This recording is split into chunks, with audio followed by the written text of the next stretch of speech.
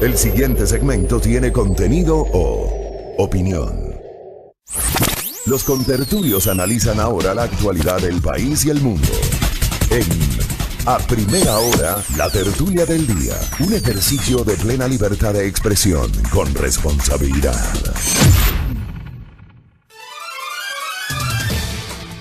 Muy bien, saludos cordiales, pégese un cafecito. En este frío lo mejor es un cafecito, buen día, y ya nos traen el nuestro, acá para abrigarnos en esta mañana fría que tenemos en el Distrito Metropolitano de Quito. Vamos a revisar nuestro termómetro actualizando justamente la temperatura, 10 grados centígrados, la temperatura ahora mismo en el Distrito Metropolitano de Quito. Mucho frío, ¿ah? Nos escribe Patricio González desde Boston, Massachusetts, Estados Unidos. 19 grados, bajo cero, dice, mucho frío y viento, qué barbaridad, ¿eh? Allá en el estado de Massachusetts, en el extremo noreste de los Estados Unidos. ¿Cómo le va con tertulio? Muy bien, no con tanto frío como en Boston, pero sí con frío acá. A mí ya me dio calor. También, sí. Tenemos una mañana complicada en Quito, está nublada, hoy día jueves 14 de noviembre. Muy bien, con tertulio, ayer en la asamblea... para ahora nuevamente retomar los temas ya los temas nacionales, locales. Sí, después por de haber supuesto. agotado de alguna forma lo ocurrido en Bolivia durante los días anteriores, aunque les adelantamos más, en nuestra segunda entrevista tendremos al ex candidato presidencial chileno Marco Enríquez Ominami para hablar de lo que está sucediendo en su país. Hoy van 28 días ya de protestas, vamos para el mes y lejísimos de que se solucione todavía la crisis en Chile. Así que estaremos abordando aquello. Pero antes, hablemos de lo que está sucediendo en nuestro país contra Tulio. Ayer Hubo algunos episodios en la asamblea para comentar. Tú estuviste por la asamblea y resulta que hay algunas novedades, cosas muy extrañas que están ocurriendo y que a uno le plantean una serie de interrogantes, de inquietudes, probablemente hipótesis que no vamos a poder saber jamás cuál sería el desenlace porque son supuestos, ¿no? Pero, a ver, ayer en horas de la mañana... un grupo de legisladores, representantes de distintos bloques, incluido el bloque de Alianza País, excepto Creo, no había nadie de Creo, pero habían independientes, socialcristianos, Revolución Ciudadana, pedían que se retire el proyecto de ley económica urgente. A mí me sorprendió esa declaración pública que ocurrió ayer en horas de la mañana. Estuvieron, por ejemplo, 3 legisladoras de Alianza País y no eran... Cualquier legisladora. Sí. Eran legisladoras muy visibles y legisladoras que en este momento o han tenido en este periodo un papel protagónico. Elizabeth Cabezas, que fue presidenta de la Asamblea Nacional, que además preside la Comisión Ocasional de la Enmienda Constitucional. Jimena Peña, quien es la coordinadora de Alianza País. Y Ana Belén Marín, que es integrante, siendo legisladora de Cotopaxi, es integrante de la Comisión de Régimen Económico, que es la mesa en la que está entrampado el trámite de la Ley Urgente de Crecimiento Económico. Y que es miembro del CAL también. Y miembro del Consejo de Administración Legislativa CAL, hay que anotar también aquello.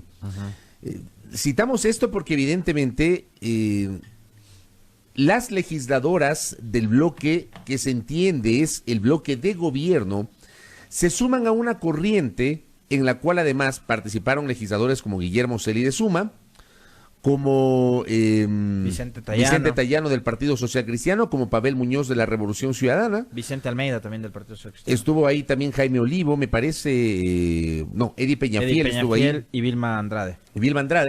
Digamos, son los representantes de prácticamente todos los sectores políticos de la Asamblea, bien anotaba el contertulio, con excepción del bloque de Creo, y me parece, Vilma Andrade sigue perteneciendo al BIN.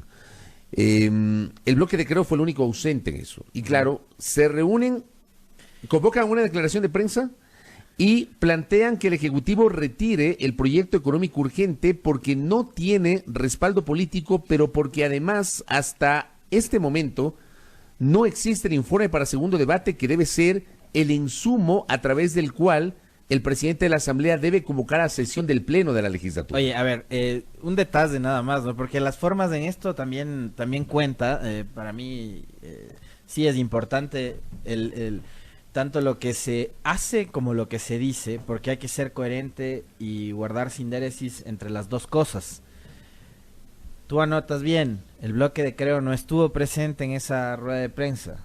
Y en horas de la mañana, en este espacio de noticias, el líder de ese movimiento, creo, Guillermo Lasso, dijo que él hace oposición al gobierno de Moreno. Bueno, su bloque legislativo no estaba precisamente en el grupo de legisladores contradictores del proyecto económico del gobierno. Ahora, ¿Qué mensaje te da? Ahora, no me adelantaría, porque hoy a las 9:30 el bloque de Creo va a brindar una declaración de prensa en la Asamblea Nacional y realmente creo que eso nos va a dar mejores luces, un mejor panorama respecto de la postura de la bancada que lidera Guillermo Lasso en su condición de cabeza de Creo, de momento. De momento. Pero, a ver, plantean el retiro y esto evidentemente te genera un eco, porque por un lado te confirma el hecho de que el proyecto económico urgente, cuando restan apenas, estamos jueves, viernes, sábado, domingo, restan apenas 3 días para la finalización del plazo constitucional para que la Asamblea tramite el proyecto económico urgente. 3 días, apenas 3 días. A 3 días de que finalice el plazo para el trámite del proyecto económico urgente del Ejecutivo, lo que ha ocurrido ayer, cuando los legisladores de prácticamente todas las bancadas políticas le piden al Ejecutivo el retiro de la iniciativa, te das cuenta que ese proyecto no tiene apoyo. Yo comentaba, me parece en estos días, he tenido la oportunidad de seguir muy de cerca el trabajo de la Comisión de Régimen Económico desde el pasado viernes, que comenzó justamente con el proceso de construcción del informe para segundo y definitivo debate. Y debo decir que las cosas no han avanzado al ritmo que uno hubiese esperado. Evidentemente es un proyecto muy complejo. La comisión se entrampó, por ejemplo, en algunas discusiones jurídicas sobre si, por ejemplo, se elaboraba un solo informe destacando la parte tributaria y si disponía el archivo de la parte monetaria y la parte fiscal, cuando la Ley Orgánica de la Función Legislativa le faculta únicamente al Pleno de la Asamblea Nacional el archivo de una iniciativa. Esa no es atribución de las comisiones. Las comisiones solamente pueden recomendar, porque además los informes de las comisiones terminan siendo insumos que no son vinculantes para el Pleno de la Asamblea Nacional. En el manejo legislativo, el Pleno es la última instancia para cualquier decisión. Tenemos el escenario de que ni martes ni miércoles ha sesionado la Comisión de Régimen Económico. Tanto el martes cuanto el miércoles, los legisladores han estado en la Asamblea Nacional, han estado expectantes de que se confirme la hora de la sesión. Ayer, por ejemplo, durante todo el día hubo expectativa, en la mañana hubo anuncios por parte del vicepresidente de la Asamblea, integrante de la Comisión de Régimen Económico, César Solórzano, y del propio presidente de la Comisión, Daniel Mendoza, en el sentido de que a las 5 de la tarde se iban a reunir. Inclusive Mendoza había anunciado que ya estaba listo un borrador de informe para segundo debate. Ese borrador, según testimonian legisladoras como Gabriela Larrategui o como Lira Villalba y como Vicente Almeida del Partido Social Cristiano, no les había llegado hasta anoche. No les había llegado ese borrador de manera oficial a sus correos electrónicos institucionales. Ese borrador se distribuyó a través de grupos de WhatsApp del equipo asesor de la comisión. A través de ese grupo de WhatsApp llegó a los legisladores. Los legisladores, de una forma muy informal, tuvieron conocimiento del contenido de ese informe borrador. Incluso algunos legisladores que revisaron estaban cuestionando el contenido del informe propiamente dicho, no de la parte, digamos, del articulado, de cómo quedaría la ley en el evento de que la Asamblea la apruebe así, sino del informe que tiene que tener toda una explicación jurídica, un análisis, un razonamiento, la sistematización de las observaciones. Es un informe incompleto, decían. Pero, insisto, ese documento no les había llegado de manera formal a sus correos electrónicos. Es decir, muy irregular la cosa. Resulta que ayer hacia las 20 horas les llega una notificación a los integrantes de la Comisión de Régimen Económico, a través de la cual les anuncian para hoy a las 19:45, 7:45 de la noche, la convocatoria a la sesión. Créanme, el tema es complejo porque estamos al filo del cumplimiento del plazo.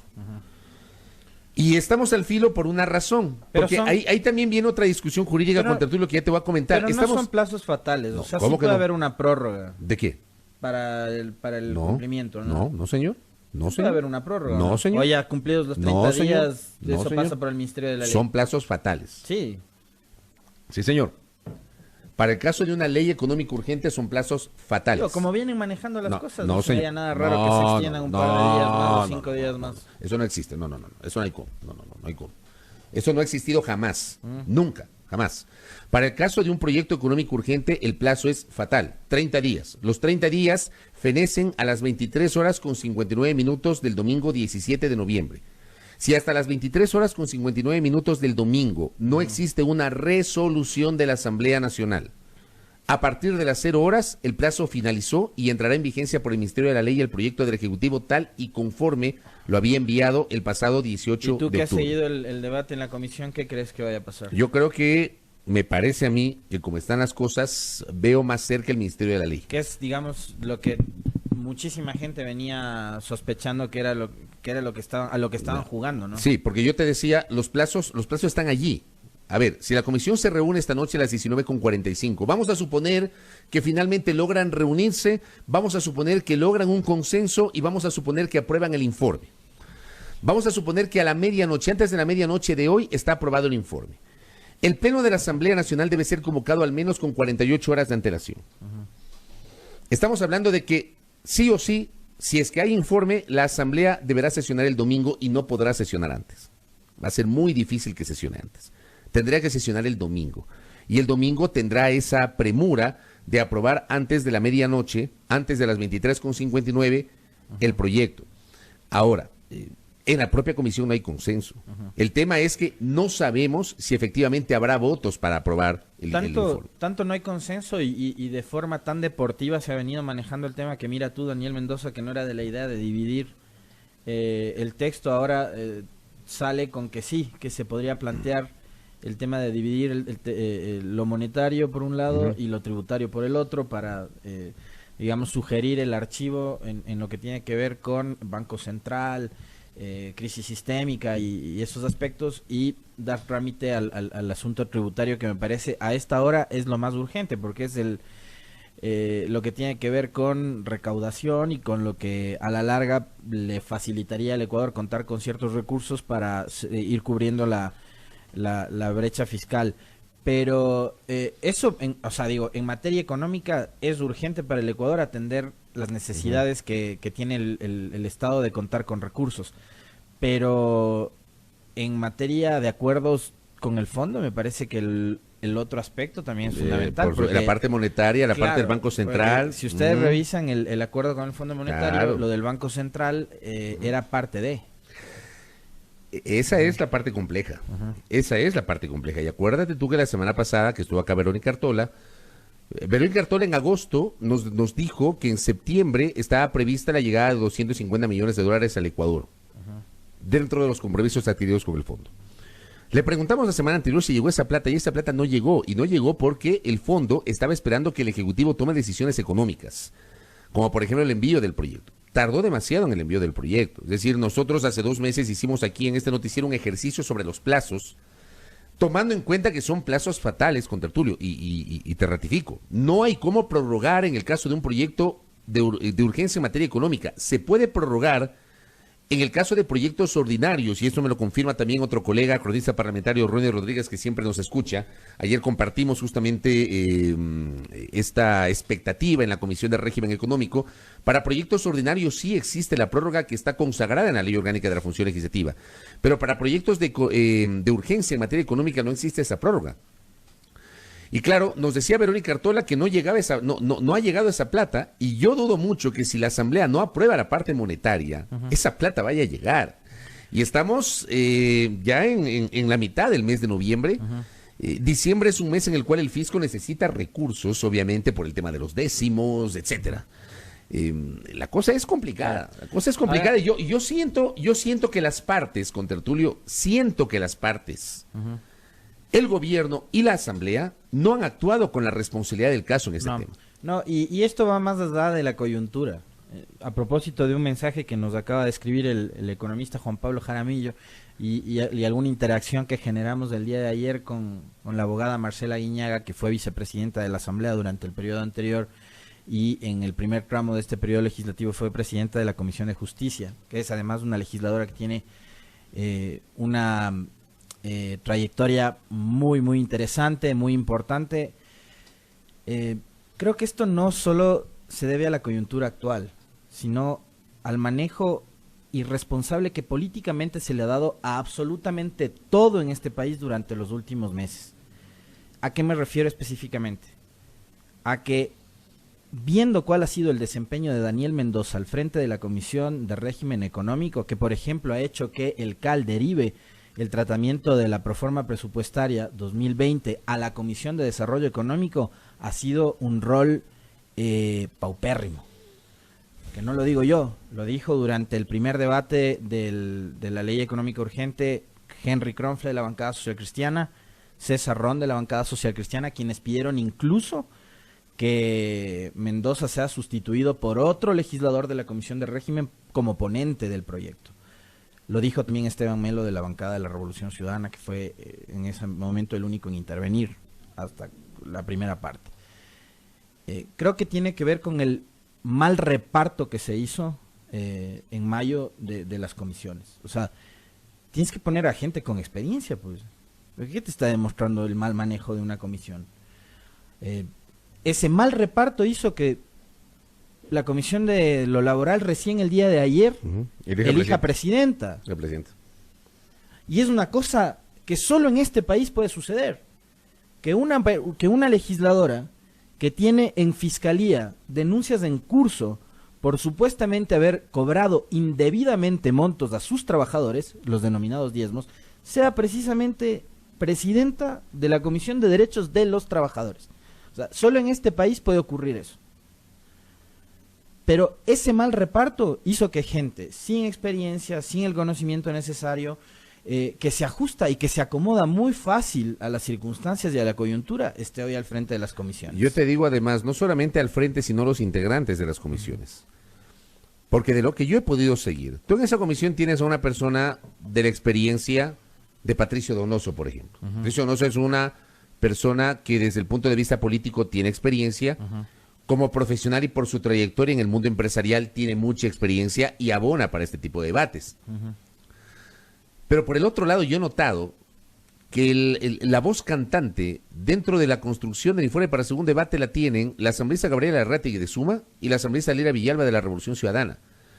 Y también ahí aporta la asambleísta Ana Belén Marín. El resto yo noto que no tienen el mismo ritmo o que no aportan con la misma fuerza. Y hay estas dificultades que bien anotas tú dentro de la conducción de la Comisión de Régimen Económico y yo suscribo plenamente tus palabras. Porque miren ustedes, y hago una digresión sobre el tema de la ley económica, digamos, llamarla digresión aunque todo está atado. Pero se comieron la mitad del plazo. La Asamblea se comió la mitad del plazo. Y anoten esto que voy a decir, amigos y amigas. La Asamblea se comió la mitad del plazo constitucional para el trámite de la proforma presupuestaria del próximo año. La mitad del plazo. No es un tema menor. La proforma presupuestaria fue enviada por el Ejecutivo conforme señala la Constitución la noche del 31 de octubre, vísperas del inicio del feriado de 4 días. Se entendía que luego del feriado el CAL debía reunirse, calificar la proforma y enviarla a una comisión. La comisión natural para tramitar la proforma era la Comisión de Régimen Económico, pero la Comisión de Régimen Económico estaba y está todavía con el tema de la Ley de Crecimiento Económico. Lo lógico, para no perder tiempo, era que la proforma la derives a otra comisión, como pasó el año pasado. El año pasado, señores, la proforma fue enviada a la Asamblea. Y claro, por un tema de carácter político, porque el régimen económico estaba presidido en ese momento por Pavel Muñoz de la Revolución Ciudadana, enviaron la proforma presupuestaria para su trámite a la Comisión de Desarrollo Económico que la preside Esteban Albornoz. Esteban Albornoz sigue siendo presidente de la Comisión de Desarrollo Económico. Y yo puedo certificar que la Comisión de Desarrollo Económico es una comisión que trabaja bien. Pero además, yo he sido testigo de varias de las leyes que han sido tramitadas en esa comisión con tertulio. Pero además, y es una comisión muy seria. Albornoz ha sido ya presidente durante el periodo anterior, en la mitad del periodo legislativo, fue ministro de Estado. O sea, tiene otro... Sí, tiene otra manera de manejar y de ver las cosas, es más ejecutivo. Sí. Te digo, yo he sido testigo de eso. Y no es que estoy alabando a la Asamblea de Albornoz, simplemente estoy relatando cosas que he visto en mi condición de periodista. Pero además en esta asamblea tiene una particularidad. Esta asamblea tú has visto a representantes de bancadas, y en especial la de Alianza País, sobre todo la de Alianza País, has visto legisladores que han tenido una facilidad para desdoblarse y para manejarse como plastilina. Yo ayer le decía a algunos colegas con los que estaba conversando, yo les decía que una de las cosas que yo en lo personal no tolero es la incoherencia y los acomodos que tienen algunas personas, a todo nivel. Y eso ocurre en la política, y eso ocurre ahora mismo, y eso ocurre en el Parlamento. Entonces, teniendo la Comisión de Desarrollo Económico, lo lógico era que el CAL no pierda tiempo y le remita la proforma a esa comisión para que avance en el trámite. Bueno, por esperar a la Comisión de Régimen Económico se comieron la mitad del plazo. Ayer sesionó el CAL y ayer calificó la proforma A y la envía a Desarrollo Económico. O sea, perdiste inexplicablemente 13 días, Sí. la mitad del plazo. Sí, pero además tienes que sumarle una cosa, ¿no? Mientras todavía no soluciones el tema de la ley económica urgente, finalmente no sabes con qué recursos vas a contar. Es que, a ver, ¿Cómo haces para adecuar la proforma si todavía la ley no sabes. sale? pero ¿te acuerdas? O sea, es un momento realmente raro, Tú extraño lo que estamos tú viviendo. debes recordar el ejercicio, y los oyentes que nos siguen deben recordar el ejercicio que hicimos hace un par de meses, haciendo un cálculo lógico, desde el punto de vista de la lógica. No hay que ser un genio para hacer ese cálculo. ¿Qué dijimos nosotros en estos micrófonos? Que para que los tiempos se empaten, porque sí, la ley de crecimiento económico, la ley urgente, tenía que estar atada a la proforma en la parte tributaria, porque la proforma proyecta ingresos y gastos, y dentro de los ingresos hay una proyección de recaudación impositiva, y esa recaudación impositiva iba a estar atada a la reforma tributaria que iba a enviar a la Asamblea. ¿Qué dijimos nosotros? Que dentro de nuestra lógica, el Ejecutivo hasta el 1 de octubre tenía que haber enviado el proyecto económico urgente para que hasta el 30 de octubre, 30-31 de octubre, se tramite el proyecto económico urgente, porque son 30 días, es un plazo fatal. Los proyectos económicos urgentes siempre deben contar con la coordinación con el Frente Económico del Ejecutivo. Por eso la Constitución prohíbe que cualquier legislador presente iniciativas económicas. Esa es potestad del Ejecutivo, porque el Ejecutivo es el que maneja los recursos fiscales. Entonces, el trámite de un proyecto económico urgente debe contar incluso con las reuniones, con los diálogos, con las conversaciones, con los acuerdos previos con el Frente Económico, para poder sumar, restar, ver las proyecciones de lo que podrías recaudar. Si no subes un impuesto, subes por acá, o si decides subir este impuesto, ¿qué haces con el otro? Acuérdate lo que pasó el año anterior y cuál es una, digamos, de las causas de que ahora tú tengas un déficit que no sabes cómo cerrarlo. En la proforma del año anterior se incluyó este valor de los $1.000 millones por monetización de los bienes del Estado, que son recursos con los que no has contado. Pero era una previsión, pero se lo incluyó como tal. Entonces, ahora me parece que están actuando con la misma irresponsabilidad. O sea, por un lado tienes que todavía no evacúas por completo la ley económica urgente, que además, una vez, si es que se aprueba, ¿no? En el caso de que eso pase, en la Asamblea tiene que pasar nuevamente a manos del Ejecutivo, revisarla y tal. Si es que la aprueba, pero... Si es que la aprueba, te digo, si es que la aprueba, tiene que revisar el Ejecutivo, ver qué cosas sí, qué cosas beta, etcétera, etcétera. Es decir, tomaría un tiempo más. Pero hasta que ese tiempo llegue, el 1 de diciembre está a la vuelta de la esquina. Claro, y hasta el 1 de diciembre tiene que estar la proforma. Y hasta el 1 de diciembre tiene que estar la proforma, y en esa proforma, ahí tú tienes que poner, a ver, para educación tanto, para salud tanto, para defensa tanto, para seguridad tanto, etcétera, etcétera, ¿no es cierto? Entonces, ¿cómo vas a hacer para saber con precisión los montos que vas a destinar y con los que vas a contar? Yo por eso te decía, y estaba recordando el ejercicio que hicimos. El proyecto económico debió haber entrado a la Asamblea no más allá del 1 de octubre, para que sea tramitado hasta el 30-31 de octubre, y desde el 1 de noviembre iniciar el trámite de la proforma, porque el Ejecutivo envió la proforma el 31 de octubre. Tienes todo noviembre, porque para la proforma también, amigos y amigas, con Tertulio, hay plazos fatales. El plazo fatal vence el 1 de diciembre.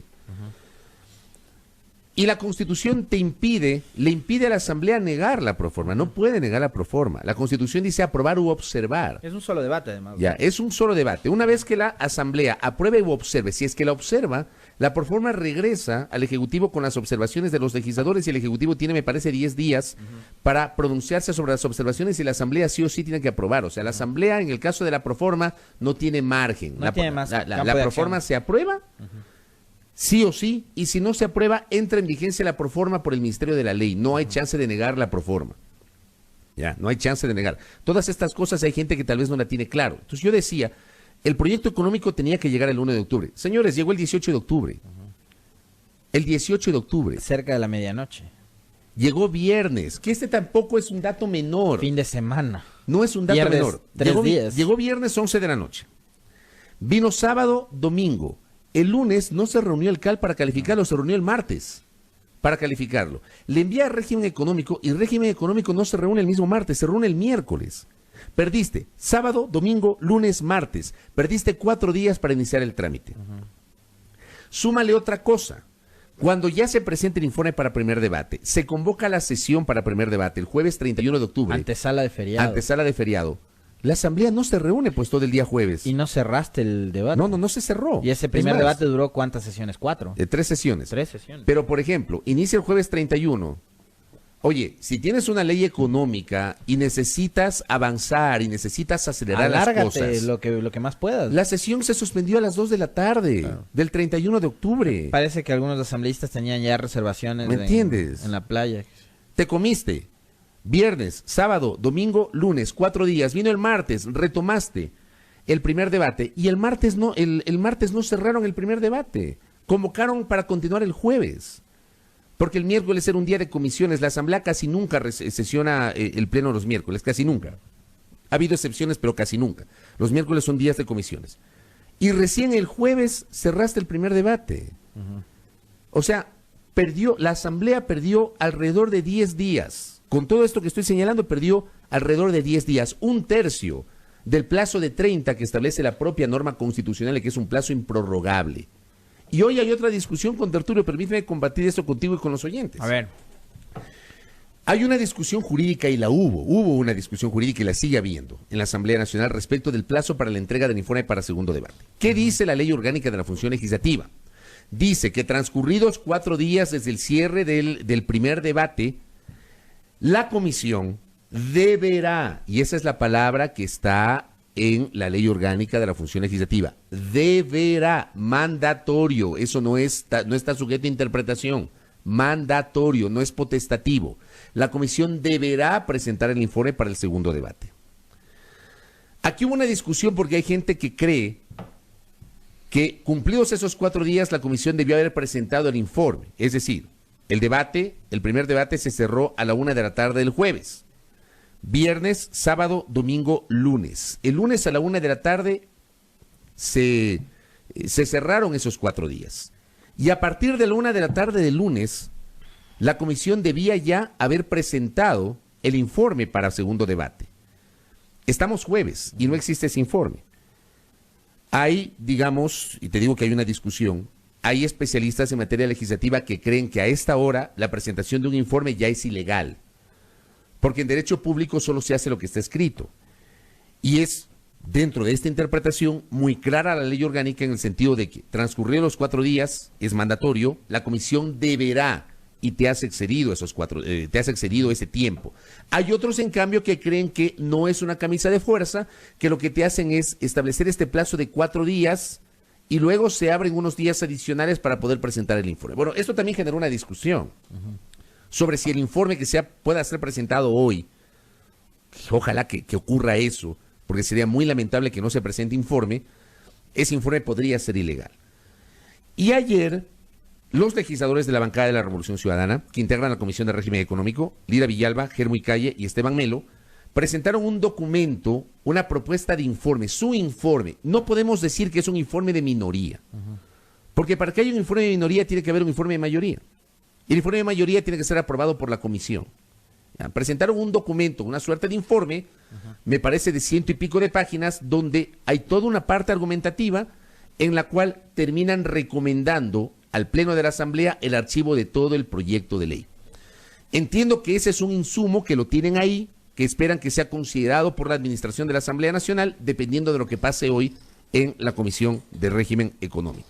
Yo realmente veo el panorama muy incierto, porque no hay claridad sobre cuáles son las posturas de algunos legisladores en esa mesa. Ahora, estos legisladores habrá que digamos, preguntarles o tratar de interpretar precisamente cuál es el objetivo de estas actuaciones, porque yéndonos más allá, más allá del tema de la técnica legislativa, de los plazos y cosas por el estilo, a mí me encantaría saber si lo que les mueve a ellos es la preocupación por la situación económica del país, la preocupación por un proyecto de ley extremadamente extenso, muy amplio, que aborda reformas a 20 y pico de leyes, 404 artículos, que aborda diversas materias, que no es únicamente económico, que se mete también con los temas de educación superior, por ejemplo. Lo de las maestrías, ¿no? Claro.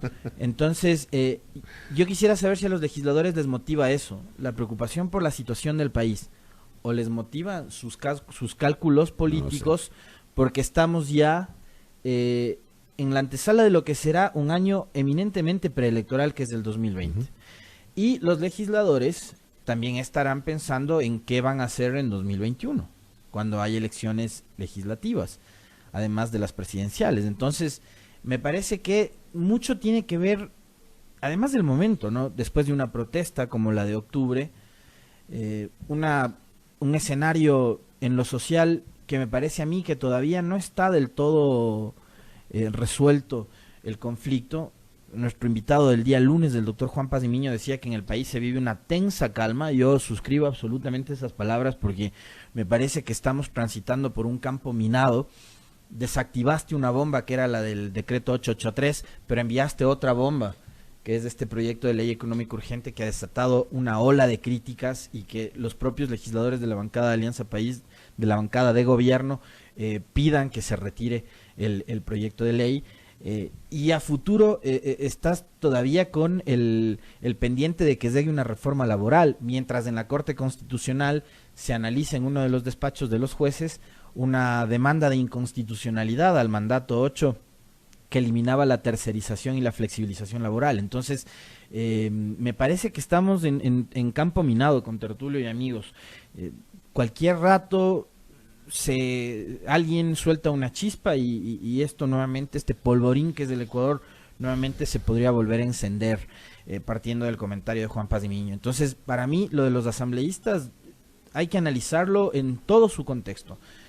Y yo te pregunto a ti, ¿tú crees que Elizabeth Cabezas, si hubiese sido todavía presidenta de la Asamblea, hubiese tomado la actitud que tomó ayer? No, porque las condiciones políticas son distintas. Y el nivel de responsabilidad también es distinto. Sí, el nivel de responsabilidad, pero también con Tertulio, pero más si eres presidente, pues. Por eso te digo. O sea, pero ahora tienes un presidente que se ausentó durante una crisis tan profunda como la de octubre, que él dice que actuó con cautela, pero nadie le estaba pidiendo que sesione para dar un golpe de Estado, que sesione para que haya un pronunciamiento de la Asamblea, como por ejemplo lo hizo el Parlamento chileno, que en medio de las protestas y de la crisis no ha dejado de sesionar. Entonces, también te habla, e insisto, de lo acomodaticias que resultan las posturas de varios legisladores. Dependiendo del momento. Obviamente, entonces como antes sí contabas con la venia y con el respaldo y con el acolite del gobierno que te pusieron ahí después de la caída de Serrano de la presidencia de la Asamblea, tú te encargabas de bloquear todo, juicios políticos, la investigación de INA con la llamada de la ministra y cosas por el estilo, y ahora sí apareces como liderando un grupo de legisladores que le envía un mensaje fortísimo además al Ejecutivo diciéndole, ojo, esta ley que has enviado es un mamotreto. Ahora, yo también te digo otra cosa. Entendemos que hay necesidades fiscales. O sea, está clarísimo que el Ejecutivo necesita recursos. Es muy claro que hay una situación económica muy compleja. Es muy claro que, por ejemplo, hay dificultades respecto de las metas de crecimiento, hay una reformulación de aquello. Es muy claro que se necesita financiamiento internacional. Es muy claro que hay que recortar gastos y por eso están despidiendo a ecuatorianos que trabajen en el sector público. A ver, yo creo que hay mucha claridad sobre eso. Amigos y amigas, estamos 14 de noviembre. Han tenido todo un año, porque además el acuerdo con el Fondo Monetario, más allá de si es bueno o malo ese acuerdo, el acuerdo con el fondo fue anunciado en febrero. Ha pasado marzo, abril, mayo, junio, julio, agosto, septiembre, octubre, noviembre, 9 meses. 9 meses.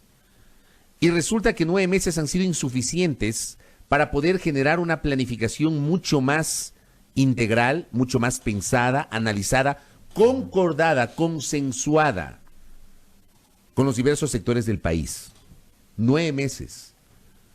Y yo ratifico lo que he venido diciendo hace rato. Que sé que a alguna gente no le gusta el periodismo crítico, no le gusta la opinión crítica. Aquí no se trata de generar oposición, ni mucho menos, porque ese no es el rol del periodista, al menos no es nuestro rol aquí. Y si no les gusta, qué pena. No es nuestro rol. Nosotros hacemos periodismo crítico, respetuoso crítico, y que se entienda que... Pero yo ratifico lo que he venido diciendo con tertulia, amigos, amigas, en los últimos tiempos. Para mí no hay un plan. Para mí no hay una planificación. Para mí no hay todo un esquema de lo que quieres hacer a nivel económico, de lo que quieres como país económico. Pero ¿qué plan puede haber si eliminas las No lo hay. entidades? Pues? No lo hay. ¿Qué plan puede haber si eliminas ministerios sin un estudio técnico, sin saber los impactos negativos o positivos que puedes generar?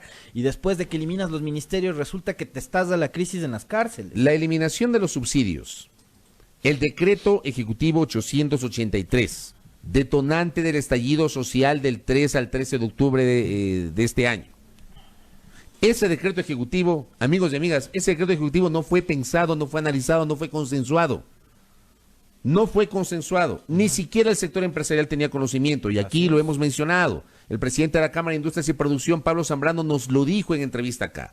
Que hasta el día anterior, el lunes 30 de septiembre, ellos tenían conocimiento que el Ejecutivo se iba a decantar por proponer a la Asamblea el aumento en 3 puntos porcentuales del IVA, del 12 al 15%. Y se enteran el martes a las 8 de la noche, cuando el señor presidente de la República aparece en la cadena, de que se decidió mantener el IVA en el 12% y proponer una fórmula para la eliminación del subsidio al diésel y a las gasolinas extra y Ecopaís. Eso no fue consensuado, fue una medida de última hora. O sea, más allá de que nos digan que hay que combatir el contrabando en las fronteras, que los subsidios no llegan a los que más necesitan, tesis con la cual yo estoy de acuerdo en el tema de los subsidios, y lo he dicho en varias ocasiones, ¿ya?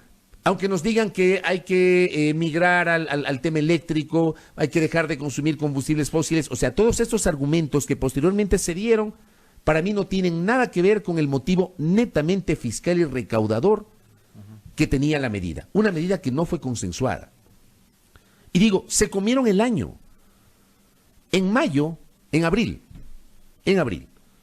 presentaron con cierta pompa un acuerdo ejecutivo, sector sindical, un segmento de los trabajadores sindicalizados, la CUT, no el FUT, la CUT, que es un colectivo que nació durante el gobierno anterior para respaldar al gobierno anterior y que hoy respalda al actual gobierno. Acomodaticios también, ¿no? Okay. Dirigentes. Ya, y el sector empleador, el sector empresarial se anunció un acuerdo. Hasta el sol de hoy, amigos y amigas, no llega la reforma laboral a la Asamblea. Porque anunciaron un acuerdo, pero esa reforma no fue pues socializada. No hicieron mesas de trabajo, no convocaron otros sectores. O sea, todo el año especulando sobre lo que podría ser el contenido de la reforma laboral. Y no llega hasta el sol de hoy a la Asamblea Nacional. Yo en algún momento dije, hace también algunos meses, ¿cómo las empresas? O sea, quieres reactivación económica y quieres que el sector privado ponga el hombro. Digo, ¿cómo el sector privado puede proyectar el próximo año si no tienes las reglas del juego claras? O sea, yo hago esta pregunta pública. O sea, digo, el dueño de una gran empresa, me imagino yo, los accionistas de una gran empresa, hacen corridas de lo que va a pasar el siguiente año, si este año pagaste determinada tasa de impuesto a la renta y el próximo año cambian las cosas, ¿cómo lo vas a hacer? Si el IVA se mantiene en el 12 o se incrementa, ¿qué pasa con el impuesto a la salida de divisas? ¿Qué pasa, por ejemplo, con el impuesto a los consumos especiales, que eso sí consta en la actual reforma tributaria? ¿Cómo el sector privado puede planificar su año? Hay un sector, por ejemplo, sobre el cual hay una discusión. La famosísima seguridad jurídica, ¿no? ¿Qué No le da seguridad jurídica le puedes dar al sector empresa? Lo que nos dijo el otro día, ¿quién fue? Recuérdame, que en el exterior están espantados porque no no les luce, no les parece atractivo venir a invertir en Ecuador. No me acuerdo quién fue que nos dijo eso el otro día. No sé si fue Rodrigo Gómez de la Torre. Se ¿no? me escapa. No. Alguien que estuvo en el exterior y que en alguna reunión le dijeron, en este momento nos da terror pensar en invertir en Ecuador. Alguien nos dijo. Sí, es verdad. No recuerdo quién. No están las condiciones dadas, ¿no? Mira, por ejemplo, hay un sector del cual algo conozco, el sector de la industria del plástico. Oye, hay todo un debate respecto a que hay que reducir el plástico, hay que prohibir la utilización del plástico, etcétera, etcétera, etcétera. Ya. Dentro del proyecto económico urgente se ha incorporado una tasa de 10 centavos para el uso de un segmento de las fundas plásticas. Tienes que pagar 10, eso le trasladan al consumidor final. Tienes que pagar 10 centavos porque te den una funda. Obviamente va a haber unas excepciones y todo lo demás. Pero digo, ese sector está en la incertidumbre. ¿Cómo pueden adquirir nuevos equipos los empresarios del sector del plástico si no saben si efectivamente se va a aprobar o no la tasa de 10 centavos? De lo cual no se había hablado en todo el año. Yo conozco que hubo gente que viajó al exterior para comprar maquinaria y se enteran del envío de la reforma y se regresaron sin comprar nada. Porque dicen, ¿para qué voy a comprar maquinaria si me quieren poner este impuesto? O sea, no hay claridad. No hay claridad. Yo insisto, se comieron el año. Llegamos a la última parte. Falta un mes y medio y se acabó el año. Mes y medio y se acaba el año. Y resulta que no tienes certezas. No tienes certezas, no le brindas al país certezas. Oye, y a propósito de lo que ocurrió en octubre, que me parece a mí algo que era urgente, es la elaboración de un nuevo decreto que reemplace el 883 producto del diálogo. O sea, sobre eso tampoco me parece que se ha sido lo suficientemente transparente y ha ido dejando también algunas consecuencias en el trayecto ese posconflicto, ¿no? Ayer, por ejemplo, conocíamos que Pablo Dávalos estaba ya fuera de su encargo como asesor del movimiento indígena, a propósito de una publicación que hiciera en sus redes sociales los días anteriores con respecto de que Pachacutic estaría alcanzando un acuerdo legislativo para ir por el archivo del proyecto de ley económico urgente. Entonces esa declaración a Pablo Dávalos le habría costado también políticamente dentro de la CONAIE. No solo está fuera del municipio de Quito en su cargo como asesor, sino también ya desafectado en la misma CONAIE como asesor económico. Pero sobre eso digo, finalmente, ¿cuál va a ser el resultado? Porque el movimiento indígena, después de la protesta, llegó al acuerdo con el gobierno de que se derogue el 883, pero el interlocutor, el mediador, el representante de la ONU en Ecuador, Arnaud Perault, esa noche dice, bueno, hay que armar una comisión para elaborar un nuevo decreto. Bueno, y ese nuevo decreto que un mes después del conflicto, ya estamos 14, se cumplió un mes. No hay el nuevo decreto. Y el nuevo decreto, más allá de aquel anuncio del presidente en la cadena la semana pasada. No hay. No hay mesas de diálogo, no hay nuevo decreto, no hay nuevos anuncios. Perdónenme, hagamos una culpa desde los medios. La prensa se ha olvidado de preguntar qué pasó con el nuevo decreto.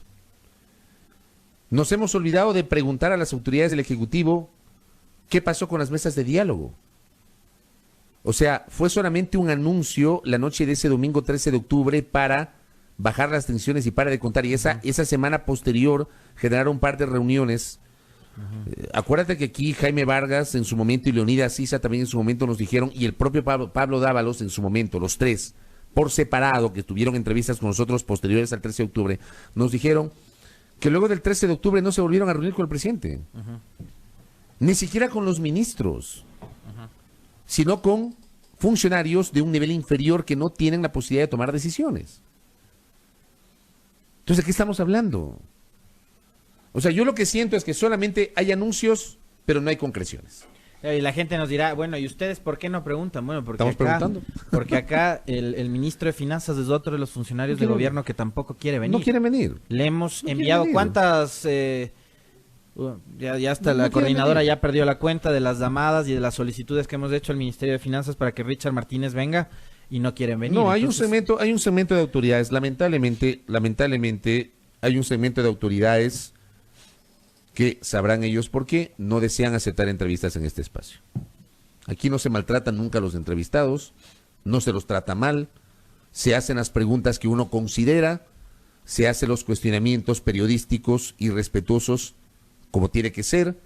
De aquí nadie ha salido enojado ni peleándose con nosotros en una entrevista. Yo no recuerdo en 9 años, a nadie que haya salido bravo de aquí. Y perdón que hable así, pero nadie ha salido bravo de este espacio con nosotros. Pero sí, yo entiendo que lamentablemente, hay una posición de algunos funcionarios de las áreas de asesoría, de las áreas de comunicación de determinados ministerios y determinadas instancias que les impiden, les dicen, no, allá no. Y ya que mencionaste esto, sí voy a hacerlo público. Esta semana, en 2 ocasiones, había la posibilidad de contar con el secretario nacional de Educación Superior en estos micrófonos. Nos cancelaron. Desde que fue posesionado como secretario de Educación Superior el doctor Agustín Albán no ha venido acá, le hemos invitado en varias ocasiones. Esta semana supuestamente iba a venir y entiendo, ya estaba coordinado con el área de comunicación, pero entiendo que su equipo asesor, su entorno más cercano, le impidió que venga a este espacio.